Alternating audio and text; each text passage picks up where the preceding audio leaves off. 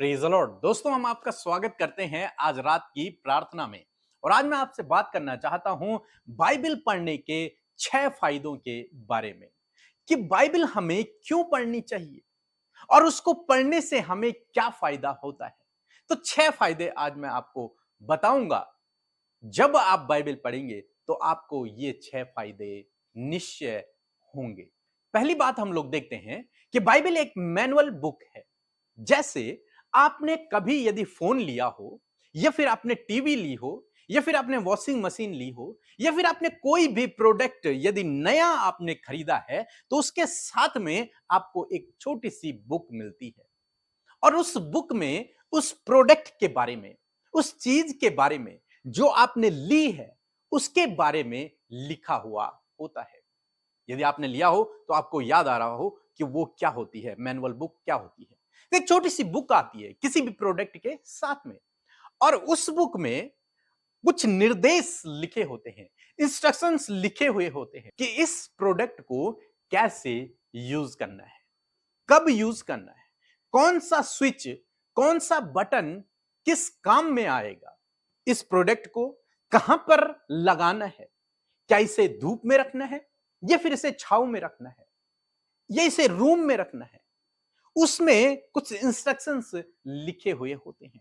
इसको कितना time charge करना है, कौन सा चार्जर इस पर लगेगा, इन सारी बातों को उसमें लिखा हुआ होता है। यहां तक कि यह भी लिखा होता है कि इसे बच्चों के पास न दें, यदि ये खराब हो जाए तो इसे डस्टबिन में डाल दें। और यह भी उसमें लिखा होता है कि यदि कभी कोई प्रॉब्लम आ जाए तो कौन सा बटन आपको दबाना है, इस बटन को दबाकर क्या होगा और कैसे आप इस प्रॉब्लम को सॉल्व कर सकते हैं यदि उस प्रोडक्ट में कोई प्रॉब्लम आती है।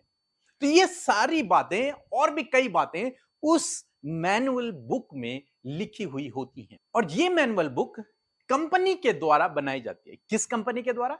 जिस कंपनी का वो प्रोडक्ट है, जिस कंपनी का आपने सामान खरीदा है, उसी कंपनी का वो मैनुअल बुक होती है। उसे कंपनी बनाती है ताकि जो कोई व्यक्ति उस सामान को खरीदे, उस प्रोडक्ट को खरीदे, उसको यूज करने से पहले वो इस बुक को पढ़े, इन निर्देशों को पढ़ ले, ताकि जब वो इन निर्देशों को पढ़ लेगा, इन निर्देशों को समझ लेगा, तब वो उस प्रोडक्ट को बहुत अच्छे से और बहुत आसानी से यूज कर पाएगा और कोई प्रॉब्लम नहीं होगी।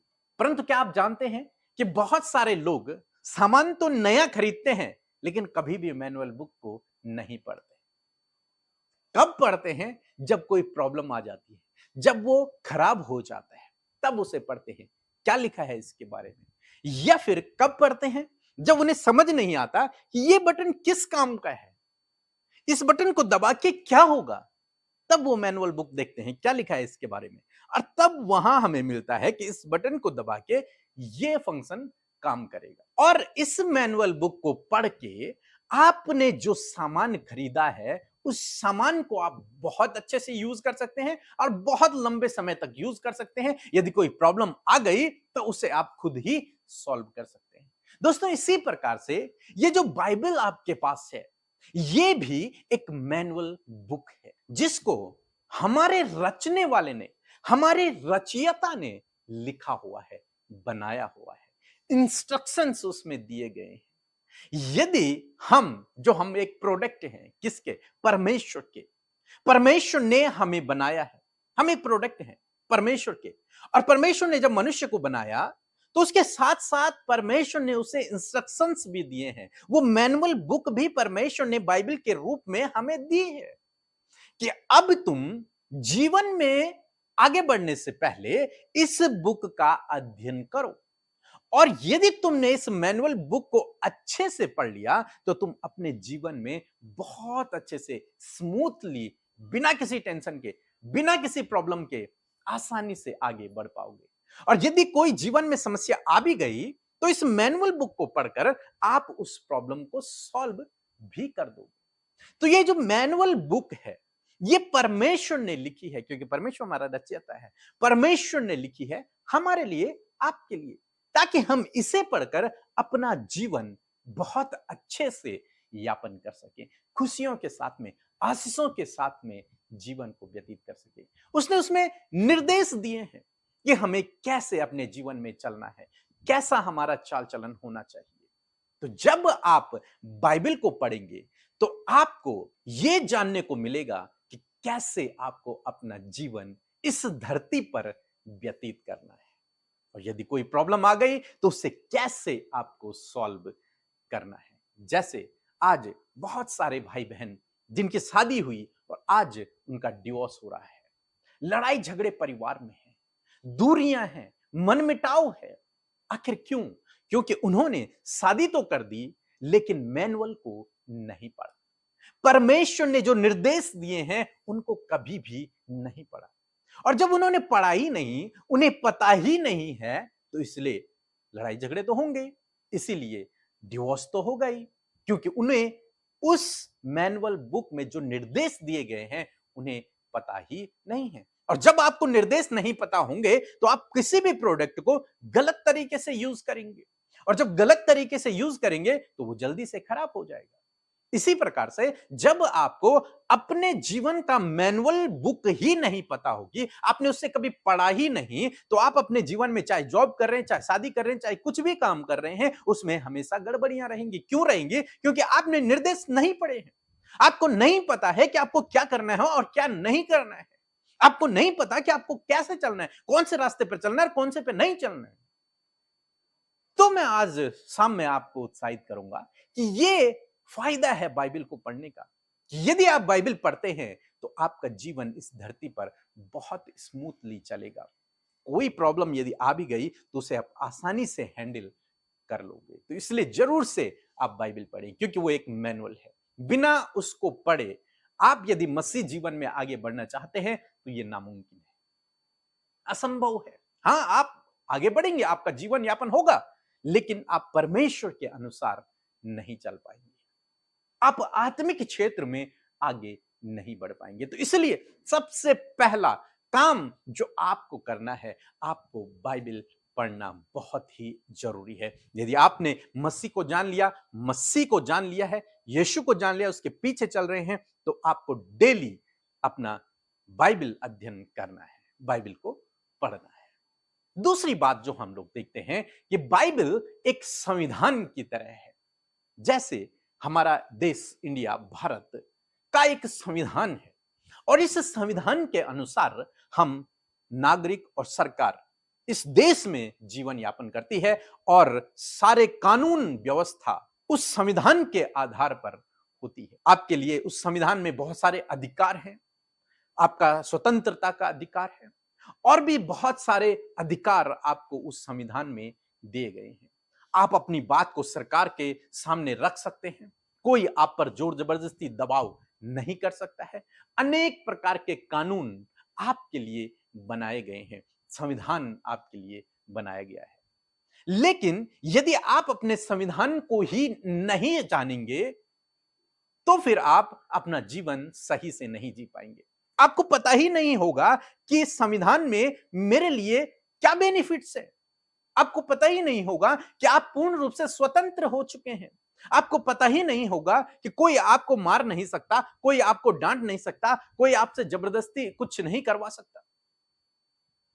यदि आपको संविधान पता ना हो तो फिर कोई भी आके आपको डांट के, आपको मार के चला जाए, कोई भी सरकारी आदमी आप पे जोर जबरदस्ती दबाव करके आपको झूठी गवाही लिख दे, अनेक प्रकार की बातें वो आपसे करवा सकते हैं। लेकिन जब आपको आपका कानून, आपका संविधान पता होता है, तो कोई भी व्यक्ति गलत नहीं करवा सकता, ना ही वो कभी करेगा। आपको पता है अपना संविधान, यदि मुझे इंडिया में रहना है तो मुझे अपने संविधान के अनुसार जीवन को व्यतीत करना होगा। यदि मैं संविधान के खिलाफ में जाऊंगा तो मुझे सजा हो सकती है, सरकार मुझे सजा से दे सकती है। और जब आपको अपने संविधान के बारे में पता होगा तो आप कोई भी संविधान के खिलाफ में कोई भी काम नहीं करेंगे। आप किसी का मर्डर नहीं करेंगे, आप किसी के यहां चोरी नहीं करेंगे, आप किसी के साथ में लड़ाई झगड़ा नहीं करेंगे। क्यों? क्योंकि आपको पता है मेरे संविधान में ये सब चीजें लिखी हुई हैं कि यदि मैंने मर्डर किया तो मुझे फांसी की सजा हो जाएगी। तो अपना संविधान जब आपको पता होगा तो आप अपना जीवन भी बहुत अच्छे तरीके से व्यतीत करेंगे। इसी प्रकार से बाइबल भी एक संविधान है, उस स्वर्ग के राज्य का, उस परमेश्वर के राज्य का वो संविधान है। यदि आप उसे पढ़ते हैं तो आप स्वर्ग के नागरिक की तरह अपने जीवन को व्यतीत करते हैं। जैसा परमेश्वर चाहते हैं वैसा फिर आप अपने जीवन को व्यतीत करते हैं। परमेश्वर की इच्छा के अनुसार आप अपने जीवन को व्यतीत करते हैं। और जब आप अपने जीवन को अपने संविधान के अनुसार व्यतीत करेंगे तो आपको अपने संविधान के बहुत सारे बेनिफिट्स प्राप्त होंगे, बहुत सारे फायदे आपको मिलेंगे। एक वचन हम लोग पढ़ेंगे, दूसरा तीमुथियुस की किताब, उसका 3 अध्याय 16 और 17 पद लिखा है, हर एक पवित्र शास्त्र परमेश्वर की प्रेरणा से रचा गया है और उपदेश और समझाने और सुधारने और धार्मिकता की शिक्षा के लिए लाभदायक है, ताकि परमेश्वर के जन सिद्ध बने और हर एक भले काम के लिए तत्पर हो जाए। तो यहां पर परमेश्वर का वचन हमें सिखाता है कि परमेश्वर ने जो ये बाइबल हमें दी है, एक मैनुअल के रूप में दी है, ताकि हम इसे पढ़कर अपने जीवन को सही तरीके से व्यतीत कर सकें, और एक संविधान के रूप में दी है ताकि हमें इसे पढ़कर अपने अधिकारों का पता हो और हम अपने जीवन को फिर सही से व्यतीत कर सकें। एक और बात हम लोग देखेंगे, तीसरी बात जो मैं आपको बताने जा रहा हूं वो है कि परमेश्वर का वचन यानी कि बाइबल एक लव लेटर है, एक प्रेम पत्र है। यदि आपने पुराने जमाने में देखा हो, आजकल तो फोन है, लेकिन पहले एक प्रेमी अपनी प्रेमिका को लव लेटर दिया करते थे, या फिर एक प्रेमिका अपने प्रेमी को लव लेटर दिया करते कि चिट्ठी लिखते थे, प्यार से प्रेम से एक चिट्ठी लिखते थे। उसमें बहुत बड़ी बड़ी बातें प्यार की हुआ करती थी। आज तो मॉडर्न जमाना है, फोन आ गया है, व्हाट्सएप है, मैसेज है, लेकिन उस समय में केवल लेटर हुआ करते थे, चिट्ठी हुआ करती थी।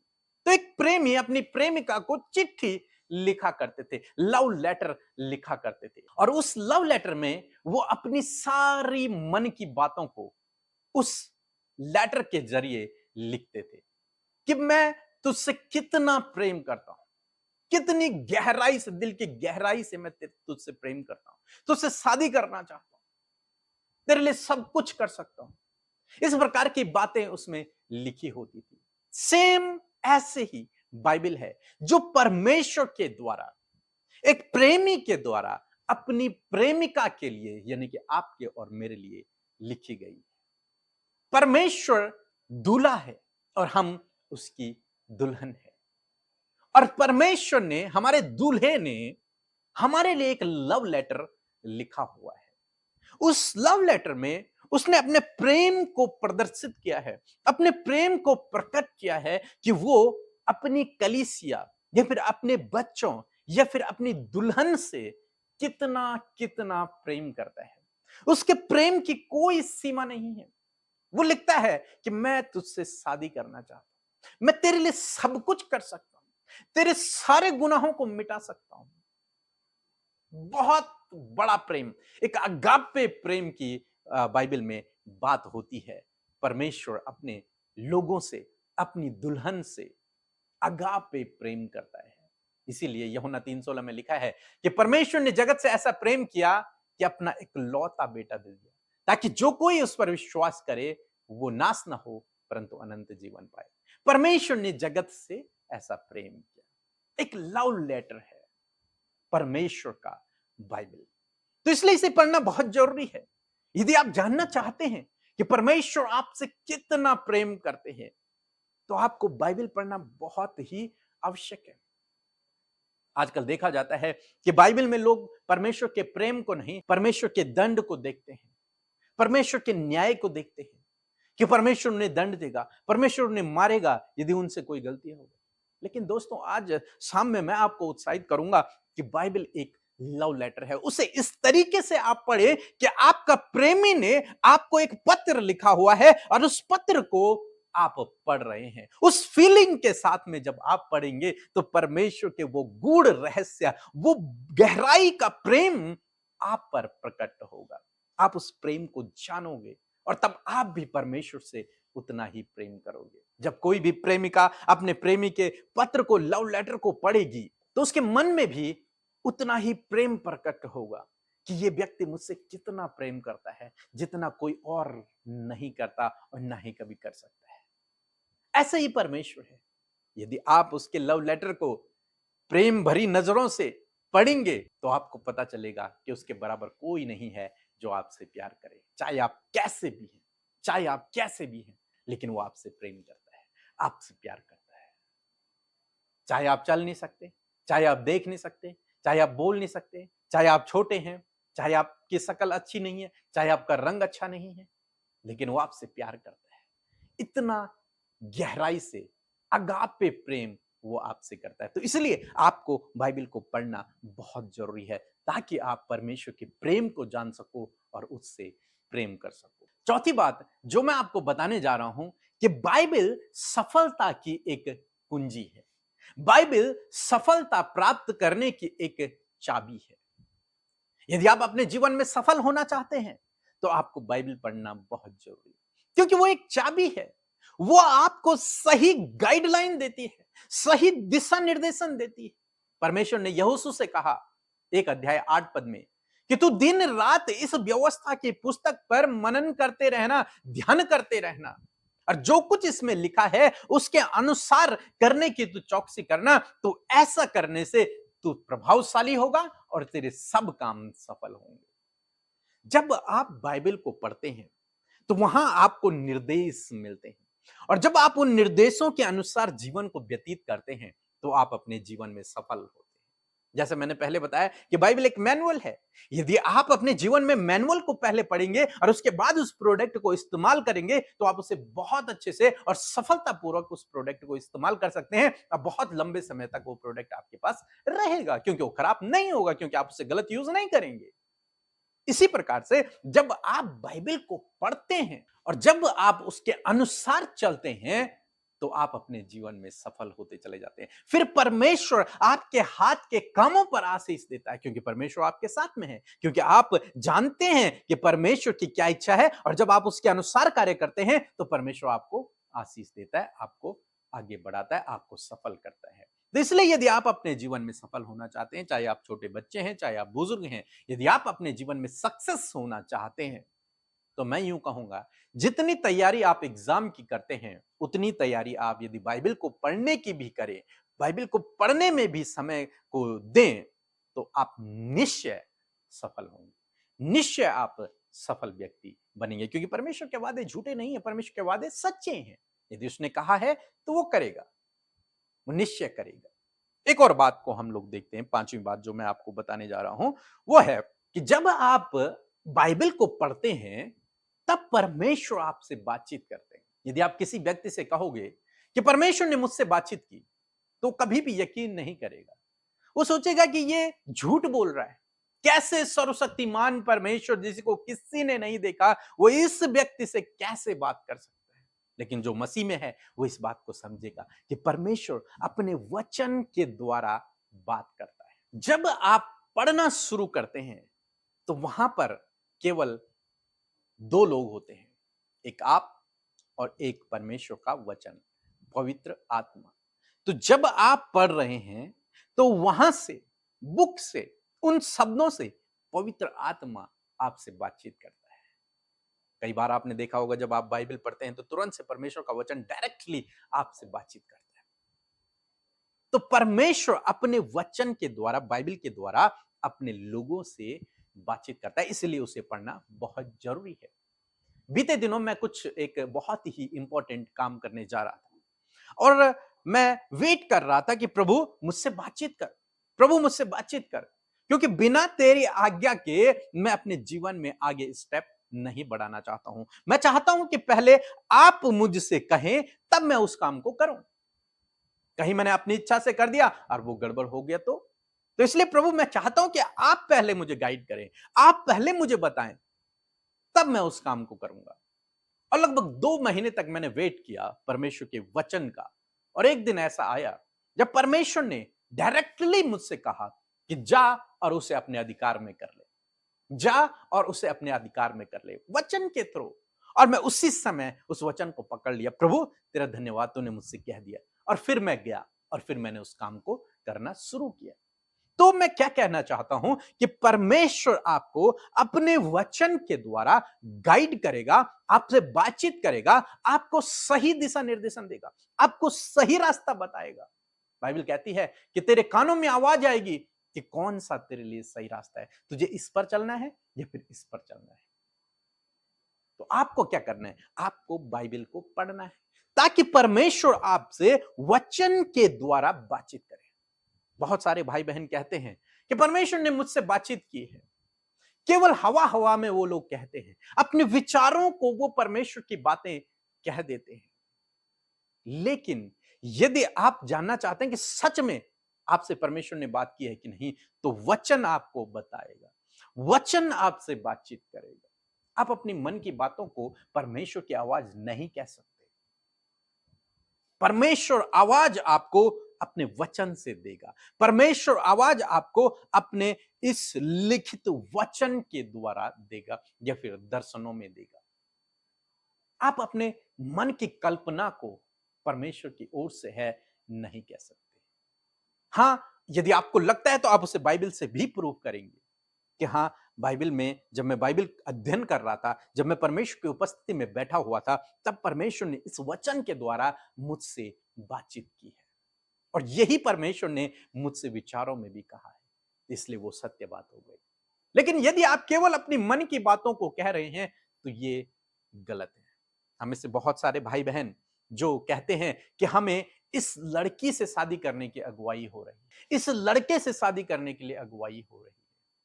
यस, मैं मना नहीं कर रहा हूं, लेकिन आपको उस बात को बाइबल के आधार पर जांचना होगा कि क्या बाइबल पढ़ते समय क्या परमेश्वर ने जो उसका लिखित वचन है, जो उसके मुंह से निकले हुए शब्द हैं, क्या उस समय परमेश्वर ने आपसे इस विषय में बातचीत की है या फिर आप अपने विचारों को ही कह रहे हैं या फिर जो कुछ आपने दिन में सोचा वो रात को आपको सपना आ गया और आपने कहा नहीं यही सही है।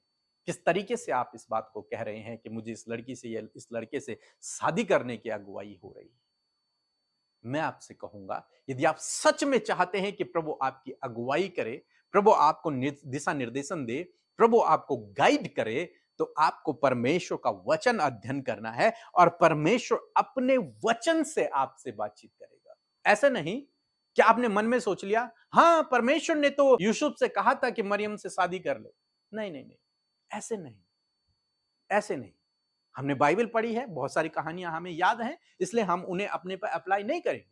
लेकिन सच अगुवाई कब होगी? जब आप अपने डेली बाइबल अध्ययन में परमेश्वर के वचन को पढ़ेंगे और उस समय यदि परमेश्वर आपसे डायरेक्टली बातचीत करे कि हां ये लड़की तेरे लिए है, हां ये लड़का तेरे लिए है, तब आपको वास्तव में परमेश्वर अगुवाई कर रहा है, तब आप उस रास्ते पर चले।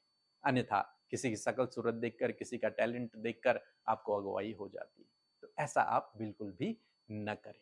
और लास्ट बात जो मैं आपको बताना चाहूंगा कि जब आप बाइबल को पढ़ते हैं तो आपको भविष्य नजर आता है। आपको परमेश्वर का वचन एक आशा की किरण देता है, एक उम्मीद देता है। जब आप परमेश्वर के वचन को पढ़ते हैं, वो आपको दृढ़ करता है, वो आपको मजबूत करता है। कई बार जीवन में जब मुश्किल दौर से आदमी गुजर रहा है, कठिन समय है, कुछ भी समझ नहीं आ रहा, उस समय यदि आप बाइबल पढ़ते हैं तो वहां से परमेश्वर आपसे बातचीत करता है, आपको दृढ़ करता है, आपको मजबूत करता है। और दूसरी बात, बाइबल हमें भविष्य के बारे में दृढ़ करती है, मजबूत करती है। हर एक व्यक्ति सोचता है कि यही जीवन है, इसी धरती पर हमें जीवन व्यतीत करना है और उसके बाद सब कुछ समाप्त हो जाएगा। लेकिन बाइबल कहती है कि इस जीवन के बाद एक और जीवन है और हमें इस जीवन के लिए नहीं बल्कि उस जीवन के लिए तैयार होना है जो अनंत जीवन है, जो परमेश्वर के साथ का जीवन है, जो परमेश्वर का राज्य है, जो आने वाला है। और परमेश्वर हमें एक आशा देता है, एक उम्मीद देता है कि हम उस राज्य में प्रवेश करेंगे और प्रभु के साथ में राज्य करेंगे। यूहन्ना रचित सुसमाचार उसका 14 अध्याय 1 से 3 पद यदि आप पढ़ेंगे तो वहां पर प्रभु यीशु मसीह कुछ इस प्रकार से कहते हैं कि तुम्हारा मन व्याकुल ना हो, तुम परमेश्वर पर विश्वास रखते हो, मुझ पर भी विश्वास रखो। मेरे पिता के घर में बहुत से रहने के स्थान हैं, यदि ना होते तो मैं तुमसे कह देता, क्योंकि मैं तुम्हारे लिए जगह तैयार करने को जाता हूं। और यदि मैं जाकर तुम्हारे लिए जगह तैयार करूं तो फिर आकर तुम्हें अपने साथ ले जाऊंगा कि जहां मैं रहूं वहां तुम भी रहो। यहां पर प्रभु यीशु मसीह हमें एक उम्मीद देते हैं, एक आशा देते हैं, हमसे एक वादा करते हैं कि मैं तुम्हें लेने के लिए आऊंगा और तुम्हें अपने साथ में उस राज्य में, उस स्वर्ग के राज्य में, उस परमेश्वर के राज्य में लेकर जाऊंगा और वहां तुम मेरे साथ में राज्य करोगे। ये आशा, ये उम्मीद अन्य लोगों के पास नहीं है। उन्हें केवल इतना पता है इस धरती में हमारा जन्म हुआ है, हमें ये जीवन व्यतीत करना है, उसके बाद मर जाना है, उसके बाद सब कुछ समाप्त, सब कुछ खत्म, नरक जाएंगे स्वर्ग जाएंगे, उन्हें नहीं पता।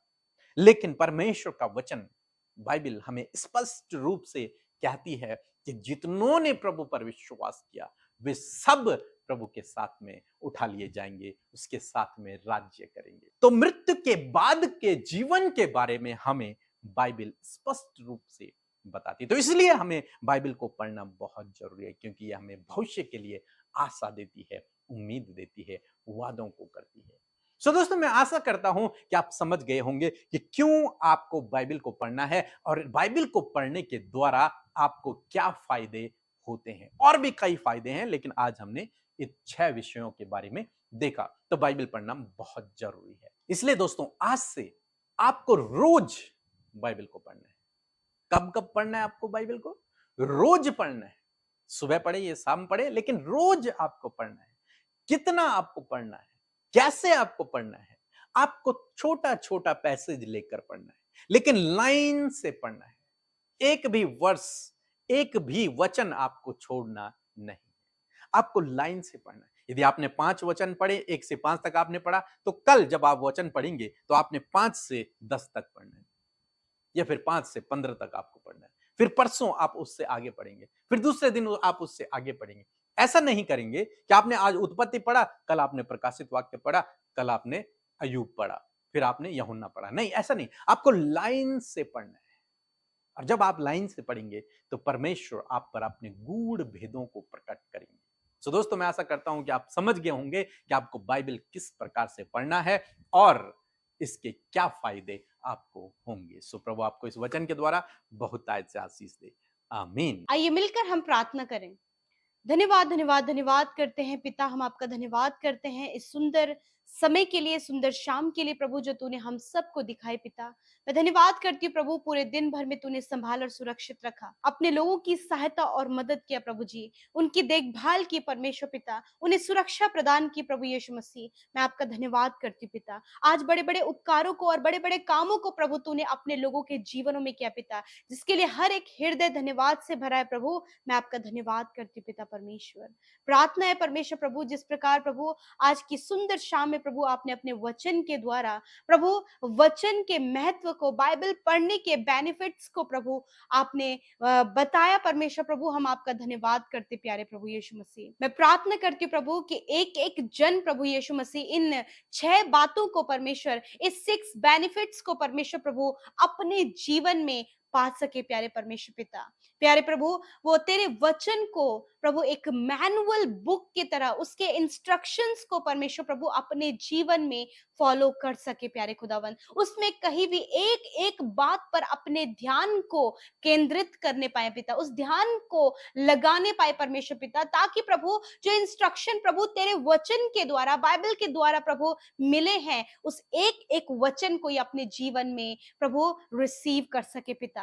मैं प्रार्थना करती हूँ प्यारे प्रभु यीशु मसीह, प्रभु बाइबल के सिद्धांतों को, बाइबल के प्रभु कॉन्स्टिट्यूशन के, उसके लॉज को परमेश्वर पिता तेरे लोग समझ सके परमेश्वर पिता। हर दिन प्रभु तेरे वचन के संविधान को परमेश्वर वो समझ सके और उसके अनुसार अपने जीवन को व्यतीत कर सके, because we all are the citizen of heaven. हम परमेश्वर स्वर्ग के नागरिक हैं और स्वर्ग के नागरिक की तरह प्रभु उस संविधान को फॉलो करते हुए प्रभु हम आगे बढ़ सके पिता। मैं प्रार्थना करती हूँ प्रभु, होने दीजिए परमेश्वर पिता कि एक एक जन परमेश्वर पिता तेरे वचन के उस संविधान को पूरा कर सके प्यारे खुदावंद यीशु मसीह, उसके अनुसार चल सके, उन नियमों के कारण, उन लॉ के द्वारा प्रभु वो अपने जीवन को यापन कर सके, अपने लाइफ को करेक्ट कर सके, अपने लाइफ को उस संविधान के अनुसार जी सके। मैं दुआ करती हूँ प्यारे परमेश्वर पिता, प्यारे प्रभु, जो भी गलत बातें हैं, जो भी उस संविधान के नियमों के खिलाफ है,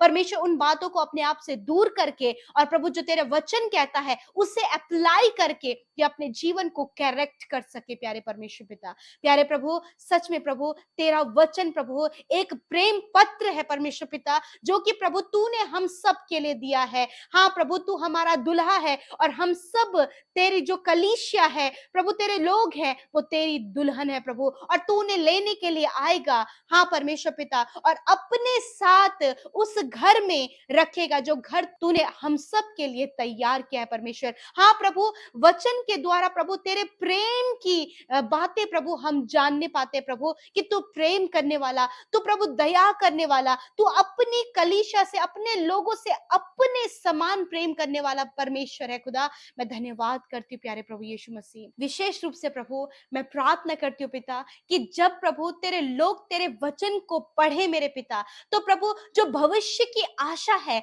जो प्रभु यीशु मसीह प्रभु दर्शन के द्वारा भविष्य की आशा को प्रभु तू देता है प्रभु, उन बातों पर भी तेरे लोग ध्यान लगाने वाले हो सके पिता। वो अपनी बीती हुई बातों के कारण उन्हें सोच विचार करके प्रभु जो अपना प्रेजेंट खराब कर रहे हैं मेरे खुदा, उन्हें उन बातों को दूर करके प्रभु भविष्य की ओर, आगे की ओर परमेश्वर बढ़कर उन बातों पर अपने मन को लगाने पाए। तेरा वचन प्रभु भविष्य की आशाओं को देता है परमेश्वर, और उस आशा को ये थामने पाए परमेश्वर पिता।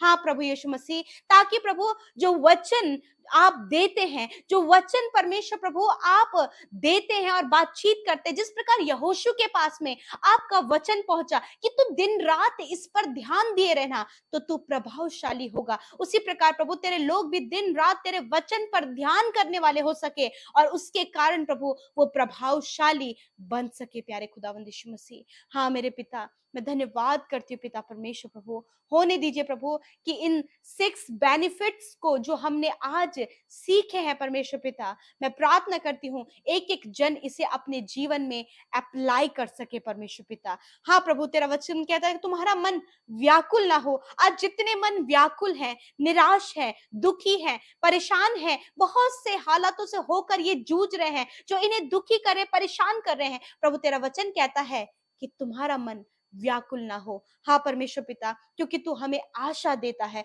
तू प्रभु हमें अपने साथ रखेगा, तू हमें कभी नहीं छोड़ेगा, कभी नहीं त्यागेगा। प्रभु तूने कहा है कि जो तुझ पर विश्वास करते हैं उन पर दंड की आज्ञा नहीं है। प्रभु यीशु, मैं प्रार्थना करती हूँ प्रभु, एक एक वचन जो तूने अपने लोगों से कहा है प्रभु यीशु मसीह, उसके फायदे लोग उठा सके परमेश्वर। तूने अपने लोगों को वचन के द्वारा चंगाई दी है, तूने वचन के द्वारा सफलता दी है, तूने वचन के द्वारा छुटकारा दिया है, तूने वचन के द्वारा प्रभु उन्हें उम्मीद दिया है। हाँ परमेश्वर, आज प्रभु तेरे लोग इन बेनिफिट्स को अपने जीवन में ले सके, इसका फायदा उठा सके, वचन का अध्ययन कर सके, और परमेश्वर सीरियल वाइज परमेश्वर पिता, टॉपिक वाइज, पैटर्न वाइज परमेश्वर प्रभु आपके लोग आपके वचन का अध्ययन कर सके, उस पर दिन रात ध्यान कर सके पिता। धन्यवाद परमेश्वर प्रभु, आज बहुत से लोगों ने प्रभु वचन के इन बेनिफिट्स को सीखा प्रभु, मैं धन्यवाद करती हूँ। मैं प्रार्थना करती हूँ आज जितने लोग निराश, परेशान,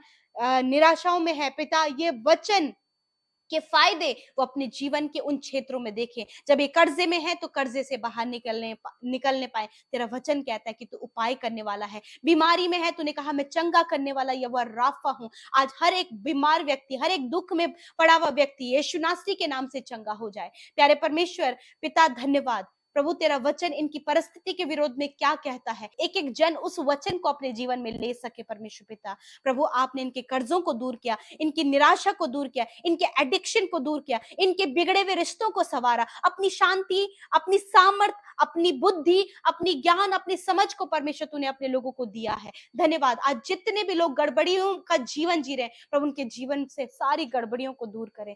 धन्यवाद करते पिता, आपने प्रार्थना सुना, हर एक को छुटकारा दिया, हर एक को पिता अपने वचन की सामर्थ को बताया। और परमेश्वर पिता, जो कोई प्रभु तेरे वचन को प्रभु पढ़ता है पिता, वो उसके फायदों को भी देखने पाएगा। धन्यवाद करते पिता, आज जितने लोगों ने अपनी प्रार्थना विनतियों को भेजा है, धन्यवाद करते हैं कि आपने उनकी प्रार्थनाओं को सुना, उत्तर हाँ आमीन में दिया। आज जितने लोग हॉस्पिटल में है खुदावन, मैं तेरा धन्यवाद करती हूँ, तूने उन्हें जीवन दिया और वो सुरक्षित भले चंगे होकर अपने घरों को गए हैं। जितने लोग बीमारी में थे पिता, आपने उनकी बीमारियों को नष्ट किया। प्रभु धन्यवाद, आपने छुटकारा दिया। प्रभु हर प्रकार के फ्रॉड गलत कामों से आज के दिन में अपने लोगों को बचाएं। आप हम सबके चारों ओर आग की सी सहरपना है। प्रभु हर एक की सहायता और मदद करें। धन्यवाद प्रार्थना सुनने के लिए, उत्तर हाँ आमीन में देने के लिए, हर एक की सहायता करने के लिए आपका धन्यवाद। धन्यवाद प्रभु कि आज जितने भाई बहनों का जन्मदिन है उन्हें ब्लेस करे, दीर्घ आयु दे और प्रभु उनके सपनों को पूरा करे परमेश्वर, और तेरी संगति, तेरे वचन में तेरे लोग बने रहें। धन्यवाद करते हैं, सारी बातों में हम तुझे धन्यवाद करते हैं पिता कि प्रभु तूने हम सब की प्रार्थनाओं को सुना, उत्तर हाँ आमीन में दिया। हर एक के प्रार्थना का सल्यूशन प्रभु तेरे पास है। धन्यवाद करते हैं, यीशु के नाम से प्रार्थना मांगते हैं, सुने और ग्रहण करें। आमीन आमीन और आमीन।